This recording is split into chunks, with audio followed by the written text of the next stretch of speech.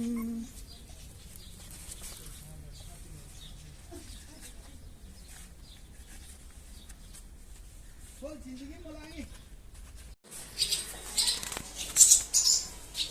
चाहिँ बाहिर निस्किने ठाउँ हो क्या अटेन यसको ठाउँ अटेन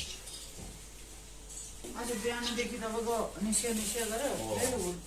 अब त पखेडा राम्रो हुन्छ अब त उसको तर यसको जात चाहिँ राम्रै हो यसले बिगार्न केही गर्दैन फोर्स मात्रै गर्छ त्यति मात्रै यो सबभन्दा जेठो छ जेठो होला कि बाहिर निस्केको चाहिँ अस्ति पानी परेर दिनै निस्किएको थियो क्या तपाईँ दुईवटा निस्केपछि एउटा चाहिँ